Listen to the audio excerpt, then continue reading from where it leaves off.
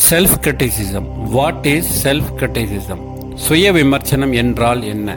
சுய விமர்சனம் என்பது எதிர்மறையான சுய மதிப்பீட்டில் ஈடுபடும் போக்கு என்று சொல்கிறோம்.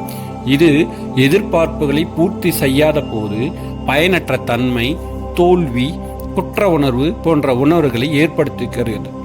பல ஆய்வுகளை படித்து ரிசர்ச் செய்து பார்த்தபோது விஞ்ஞானிகள் செல்ஃப் கிரிட்டிசிசத்தை 2 வகையாக பிரித்தார்கள். ஒன்று கம்பேரிட்டிவ் செல்ஃப் கிரிட்டிசிசம், மற்றொன்று இன்டர்னலைஸ்ட் செல்ஃப் கிரிட்டிசிசம். வணக்கம் நேயர்களே, நான் சுரேஷ் ராதாகிருஷ்ணன். நான் ஒரு டிரான்ஸ்ஃபார்மேஷனல் லைஃப் இன்ஃப்ளூயன்சர். நான் எப்பவும் personal development, self care development மற்றும் சைல்டு கேர் டெவலப்மெண்ட் பற்றிய வீடியோக்களை தொடர்ச்சியாக எங்கள் சேனலில் நான் பதிவிட்டு வந்துட்டுருக்கிறேன். குறிப்பாக நான் இன்னும் என்ன சொல்ல போகிறேன்னா, உங்களுக்கு இந்த வீடியோ சேனல் ஆரம்பிக்கப்பட்டது எந்த ஒரு லாபகரமான நோக்கத்தோடு தொடங்கப்பட்ட சேனல் கிடையாது. முற்றிலும் 101% கேரண்டட். என்ன சொல்கிறதுன்னா, உங்களுக்கு சொல்லக்கூடிய தகவல்கள் ஆதாரத்தோடு பல ஆய்வுகளை மேற்கொண்டு கேஸ் ஸ்டடி நல்லா படித்து வாழ்க்கைக்கு உண்மையாக எது உபயோகமோ அந்த வீடியோக்களை மட்டும்தான் மக்களை நன்மை அடைய செய்யணுன்ற ஒரு ஆப்ஜெக்டிவோடு தான் இந்த வீடியோ நான் பதிவில் போடுறேன். ஸோ நான் என்னுடைய சொல்ல வர்றது ஒரே ஒரு விஷயம் என்ன மட்டும்னா, நீங்கள் உங்களை லைஃப்பில் சேஞ்ச் பண்ணணும்னு சொன்னால் கண்டிப்பாக இந்த வீடியோவை நீங்கள் 10 மினிட்ஸ் எனக்காக நேரம் ஒதுக்கி இந்த வீடியோவை நீங்கள் பார்த்தீங்கன்னா லாஸ்ட்டில் உங்களுக்கே மனசில் உங்களை உறுத்தும். இவர் சொல்கிறது கரெக்டு தான், 100% உண்மை தான். ஸோ இன்றைய வாழ்க்கையில் இந்த செல்ஃப் கிரிட்டிசிசம் என்ற ஒரு விஷயம் யாரும் இதுவரை பகிரப்பட்டது கிடையாது, வீடியோவில் போஸ்ட் பண்ணது கிடையாது. இதையெல்லாம் பார்த்து தான் இது இன்றைய காலகட்டத்தில் ரொம்பவும் ஒரு முக்கியமான விஷயம். நான் இதை நினச்சதுனால தான் இதை நான் உங்களுக்கு வீடியோ போஸ்ட் பண்ணுறேன். இந்த செல்ஃப் கிரிட்டிசிசம் என்ன சொல்லணுன்னா, பொதுவாக எல்லா ஒரு ஏஜ் குரூப்பு, பெரியவர்களிருந்து சிறியவர்களை இந்த செல்ஃப் கிரிட்டிசிசம் ஒரு பெரிய ஒரு பிரச்சனையாக இன்றைக்கி உருவாயிட்ருக்கு.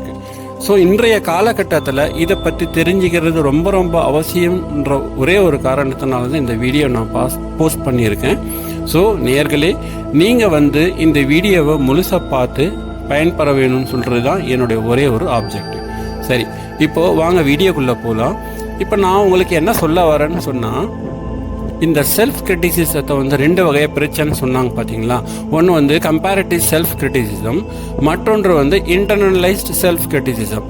ஸோ இப்போ நம்ம இந்த கம்பேரிட்டிவ் செல்ஃப் கிரிட்டிசிசம் என்னன்றதை நம்ம பார்த்துடலாம். இப்போ கம்பேரிட்டிவ் செல்ஃப் கிரிட்டிசிசம் என்ன சொல்ல வரேன்னா, நேர்களே, நான் உங்களையே முன்னாடியே நான் உங்களுக்கு கொஸ்டின் ஒன்று கேட்குறேன். நீங்கள் உங்களையே உங்கள் மனசை தொட்டு கேளுங்க. நீங்கள் ஒரு நாளைக்கு எத்தனை தடவை உங்களை நீங்களே டிமோட்டிவேட் பண்ணிக்கிறீங்க, செல்ஃப் கிரிட்டிசைசிங் பண்ணுறீங்க இல்லையா? உங்கள் மனசுக்குள்ளேயே நீங்கள் எத்தனை வாட்டி உங்களையே நீங்களே தப்பாக பேசிக்கிறீங்க இல்லையா? ஸோ இப்போது இது எப்படி சொல்லணும்னு சொன்னால், வாழ்க்கையில் நம்ம அன்றாட வாழ்க்கையில் நம்ம பார்க்க விஷயந்தான் இது. நிறைய பேரை நம்ம சொல்லி புலம்புறதை நம்ம பார்க்குறோம், கண்கூட நம்ம பார்க்குறோம். எங்கன்னு சொன்னால், கடவுளே எனக்கு எல்லாமே ஆண்டவன் கொடுத்துருக்கான், ஆனால் எனக்கு நிம்மதியே கிடையாது இல்லையா? எனக்கு காசு இருக்குது, பணம் இருக்குது, எது இருந்தோ எனக்கு நிம்மதியே போயிடுச்சு. சரி, நான் நல்லா தானே கஷ்டப்பட்டேன், நல்லா தானே உழைச்சி எல்லா விஷயத்துலையும் நான் படித்து மேலே வந்தேன். எனக்கு இவ்வளோ வயசாகி எனக்கு வேலை கிடைக்கல. ஒன்றுமே அவன் படிக்கல, ஒன்றுமே அவன் கஷ்டப்படலை, ஆனால் அவனுக்கு மட்டும் வேலை ஏன் கிடைச்சிடுச்சு? எல்லாருக்குமே நல்ல பொண்டாட்டி அமைகிறாங்க, எனக்கு மட்டும் ஏன் ஒரு நல்ல பொண்டாட்டி அமையலை? எல்லாருக்குமே அழகான கேர்ள் ஃப்ரெண்டு கிடைக்கிறாங்க, எனக்கு மட்டும் ஒரு அழகான கேர்ள் ஃப்ரெண்டு ஏன் கிடைக்கல? என் குழந்தைங்க என் பேச்சு ஏன் கேட்கல?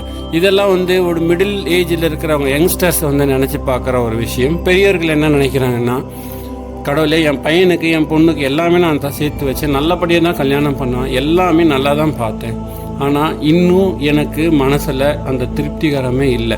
என் பொண்ணை என்னை ஒழுங்காகவே பார்க்க மாட்டேங்கிறான், என் பையன் என்னை ஒழுங்காகவே பார்த்துக்க மாட்டேங்கிறான். என் ரிட்டையர்மெண்ட் பணம் எல்லாம் போட்டு எல்லாமே நான் அவங்களுக்கு எல்லாபடியும் நல்லா தானே பார்த்தேன். இன்னும் அவங்க ஏன் என்னை பற்றி தப்பாகவே பேசுகிறாங்க? ஸோ இது ஒரு ஏஜ்டாக இருக்கிற பீப்புள் பேசுகிற புறம்புற ஒரு சாதாரண ஒரு விஷயமா நம்ம பார்க்குறோம் இல்லையா? இப்போது குழந்தைங்கக்கிட்ட நம்ம என்ன பார்ப்போம்னு சொன்னால், குழந்தைங்க எப்போவே அப்பா என்னை மட்டும் ஏன் திட்டிகிட்டே இருக்காரு, அம்மா என்னை மட்டும் ஏன் என்னை திட்டிகிட்டே இருக்காங்க, என்னை மட்டும் எப்போ பாரு படின்னு ஏன் சொல்லிட்டு இருக்கிறாங்க, நான் நல்லா தானே படிக்கிறேன், இருந்தாலும் அம்மா என்னை ஏன் மார்க் ரொம்ப கம்மியாக வாங்கியிருக்குன்னு சொல்கிறாங்க இல்லையா? நம்ம குழந்தைங்கள அன்றாட வாழ்க்கையில் இது நம்ம ஒரு சாதாரணமாக நினைக்கிற ஒரு விஷயந்தான். ஆனால் இது ரொம்ப அதிகமாகி போகும்போது தான் வாழ்க்கையில் பலப்பட்ட பிரச்சனைகள் நேரிடுறத நம்ம கண்கூட நம்ம பார்க்குறோம். இன்னும் சொல்லப்போனால் இது ஏன் இதுக்கு ஒரு மெயினான ரீசன்ட்டு நம்ம இதை ஆராய்ச்சி பண்ணி பார்க்கும்போது, கேஸ் ஸ்டடியை படித்து பார்க்கும்போது என்ன தெரிய வருதுன்னு சொன்ன நேயர்களே, நம்ம சின்ன வயசுலேருந்து நம்மளுடைய குழந்தைகளுக்கு நம்ம என்ன பண்ணுறோம்னா, பெரியவர்கள் நம்மளையும் சரி, இப்போ நம்ம குழந்தைங்களும் சரி, அவங்கள நம்ம என்ன செய்யணும்னா, சின்ன வயசுலேருந்து நம்மளுக்கே தெரியாமல் அவங்கள டிமோட்டிவேட் பண்ண ஆரம்பிச்சிடுறோம். டேய் தம்பி, இதெல்லாம் உன்னால் முடியவே முடியாது, பாப்பா இதெல்லாம் உன்னால் முடியவே முடியாது, நீ அங்கே போகவே போகாது, சரியா, இதெல்லாம் பண்ணால் உனக்கு ரொம்ப கெடுதலாகிடும். அவங்க நல்ல விஷயந்தான் பண்ணுவாங்க, அவங்களுக்கு இருக்கிற இன்ட்ரெஸ்டான ஒரு விஷயம் தான் ஏதாவது பண்ணுவாங்க. ஆனால் அவங்கள அதை நம்ம பண்ணவே விட மாட்டோம். யாருக்காவது கிரிக்கெட்டில் விளையாடணுன்ட்டு ரொம்ப ஆசையாக இருக்கும், கேம்ஸ் விளையாடணுன்னு நிறைய ஆசையாக இருக்கும். ஸோ அவங்களுடைய அதெல்லாம் அந்த நம்மளுக்கு தெரியாமல் அவங்க நம்ம தடுத்துருவோம். அன்றைய காலகட்டத்தில் நம்ம என்ன நினைப்போம், இவன் நல்லா படிக்கணும், நல்லா மார்க் வாங்கணும், அப்போ தான் இவனுக்கு நல்ல வேலை கிடைக்கணும், ஒரே மோட்டிவில் இருந்துருவோம். ஆனால் அவங்களோட உண்மையான டேலண்ட்டை, உண்மையான ஒரு விஷயத்தை நம்ம யாருமே புரிஞ்சிக்காத அதை ரொம்பவே நம்ம மிஸ் பண்ணிடுறோம். குழந்தைங்களுக்கு இனிஷியலாகவே அவங்க சின்ன வயசுலேருந்தே நம்ம அந்த பர்த்டே ஸ்டேஜில் நிறைய அந்த பொருட்கள்லாம் வச்சு அந்த குழந்தைங்களை முன்னாடி உட்கார வச்சு எந்த பக்கம் நகருதுன்னு பார்ப்பாங்க இல்லைங்களா? அதை பழைய காலகட்டத்திலேருந்து இன்னும் வழக்கமாக தான் இருக்குது.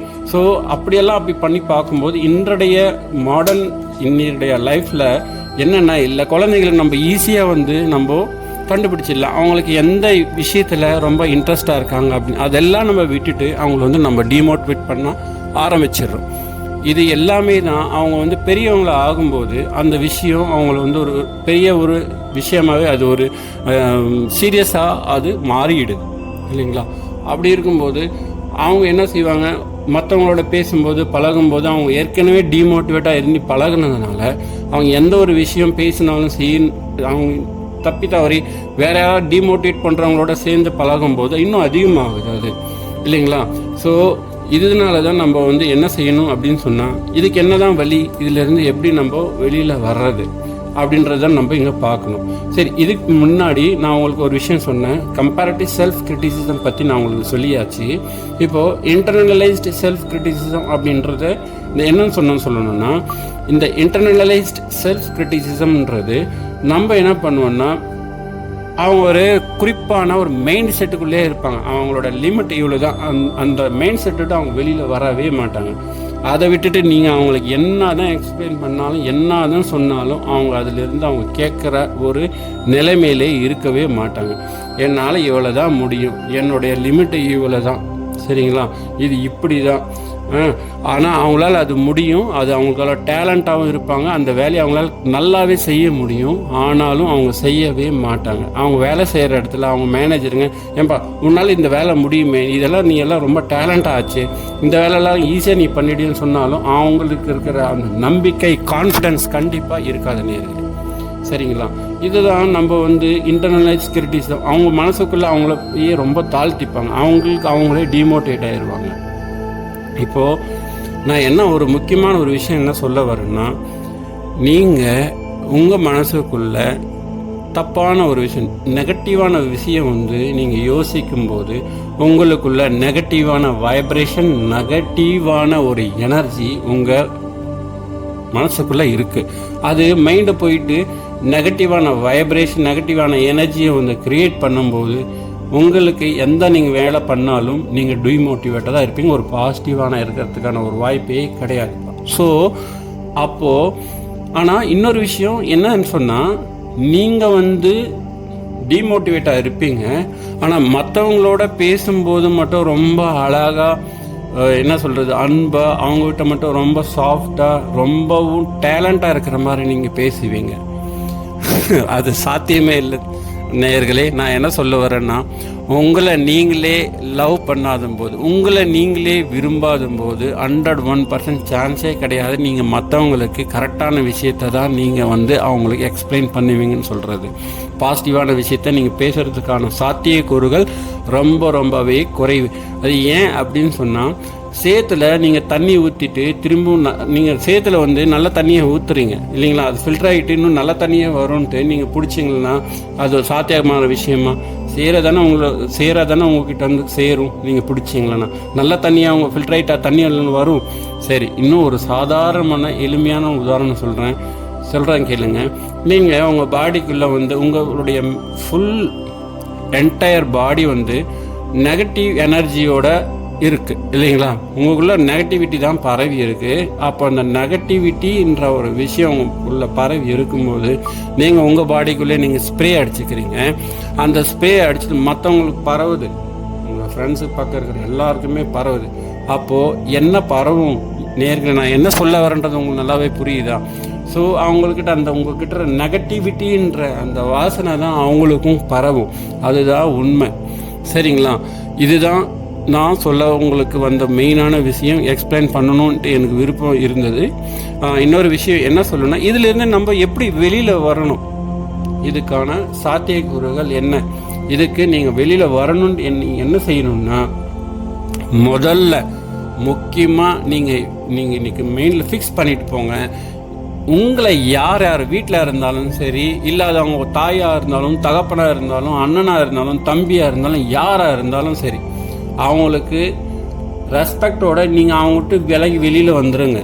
சரிங்களா? டிமோட்டிவேட் பண்ணுறாங்களா, அவங்ககிட்ட நீங்கள் எதுவுமே கேட்கவே வேணாம். பொதுவாக அப்பா அம்மா அண்ணன் தம்பி யாரும் டிமோட்டிவேட் பண்ணி பேச மாட்டாங்க. சில நேரத்தில் அவங்களுக்கே தெரியாமல் உங்கள் மேலே இருக்கிற பிரியத்தினால, பாசத்தினால அதெல்லாம் தாண்டி அவங்களுக்கு ஏதாவது செய்யவும் வாய்ப்புகள் இருக்குது, டிமோட்டிவேட் செய்யவும் வாய்ப்புகள் இருக்குது. அதே நேரம் உங்கள் ஃப்ரெண்ட்ஸுங்கக்கிட்ட நீங்கள் பழகும் போதும் செய்யும் போதும் உங்களை அவங்க டிமோட்டிவேட் பண்ணுவாங்க. அது உங்களுக்கு கெடுதல் தான் பண்ணணும்னு சொல்லிட்டு அவங்க பேசுவாங்கன்றது கிடையாது. அவங்களுக்கே தெரியாமல் பண்ணலாம். அவங்களும் ஏதாவது உங்கள் மேலே இருக்கிற அக்கறைனால கூட அது மாதிரி பேசலாம். ஸோ அந்த ஒரு சுச்சுவேஷனில் நீங்கள் அதை எடுத்துக்கவே கூடாது நேயர்களே. ஸோ நான் என்ன சொல்ல வரேன்னா, இதை டிமோட் பண்ணுறவங்கள ஸ்கிப் பண்ணிவிட்டு நீங்கள் வெளியில் வரணும். மோட்டிவேஷ்னலால் இருக்கிற அந்த புக்ஸை நீங்கள் கண்டிப்பாக படிக்கணும்.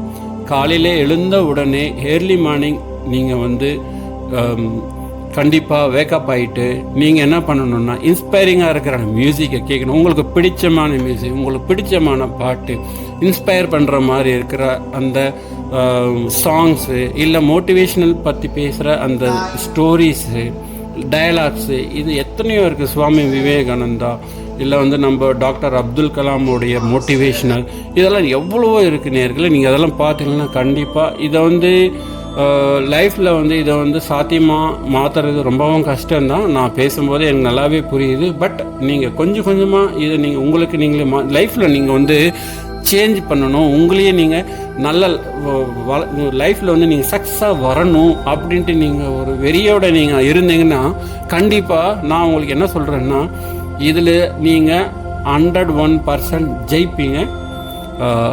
எவ்வளோவான டிமோட்டிவேட்டாக இருக்கிற ஆளுங்களாக இருந்தாலும் சரி, நான் சொல்கிறது அவங்க கண்டிப்பாக இதை பின்பற்றினாங்கன்னா எனக்கு முழு நம்பிக்கை இருக்குது. வாழ்க்கையில் நான் பேசுகிற ஒவ்வொரு பேச்சு, ஒவ்வொரு கருத்தும் நான் லைஃப்பில் உணர்வு பூர்வமாக இதை அனுபவித்து இதிலிருந்து நான் வெளியில் வந்து தான் நான் வீடியோ பதிவிட்டிருக்கேன். ஸோ எல்லாமே ஃபேஸ் பண்ணிவிட்டு அதை எக்ஸ்பிளைன் பண்ணுறேன் பாருங்களா. அவங்களுக்கு இருக்கிற அந்த கெயின் எவ்வளோதான் படித்து அவங்க எவ்வளோதான் டாக்டரேட்டு அவங்க எக்ஸ்பிளைன் பண்ணாலும் அதனுடைய பயன் அவங்க உணர்வுபூர்வமாக ப்ராக்டிக்கலாக சொல்கிறாங்க பாருங்களா, அவங்களோட டிஃப்ரென்ஷியல் ரொம்ப ஒரு எஃபெக்டிவாக இருக்குன்னு தான் நான் இங்கே சொல்ல வரேன். ஸோ இதை நீங்கள் கண்டிப்பாக நீங்கள் ஃபாலோ பண்ணி பாருங்கள்.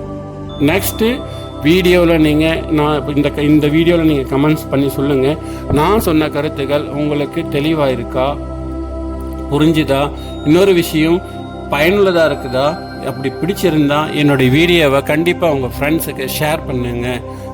அவங்களுக்கு இது ஒரு லைஃப்பில் உபயோகமாக இருக்கட்டும். இன்னொரு விஷயம் நான் என்ன சொல்ல வரேன்னா, உங்களுக்கு டைம் கிடைக்கும்போது நீங்கள் வெளியில் போயிட்டு நேச்சரோட வந்து நீங்கள் கண்டிப்பாக ஸ்பெண்ட் பண்ணணும். ஸோ அந்த மாதிரி இடத்துக்குலாம் நீங்கள் போகும்போது 101% உங்களுக்குள்ள நெகட்டிவிட்டி வர்றதுக்கான வாய்ப்புகள் ரொம்பவே குறையும். அதுதான் என்னுடைய கருத்து. காலையில் எழுற ஒரு பேக்கப் ஆகிற ஒரு விஷயம். இன்னொரு விஷயம், நீங்கள் நேச்சர்னு சொன்னால் நம்ம வீட்டு பக்கம் நேச்சர்ன்றது வந்து நீங்கள் காலையில் எழுந்து அட்லீஸ்ட் ஒரு 20 மினிட்ஸ் வாக் பண்ணால் கூட ஒரு பெரிய விஷயம் தான் நான் சொல்லுவேன். ஸோ எல்லா ஏஜ் குரூப்புக்கும் அவங்க தகுந்த மாதிரி அவங்களால என்ன பண்ண முடியுமோ அது பண்ணுறது தான் பெட்டர்.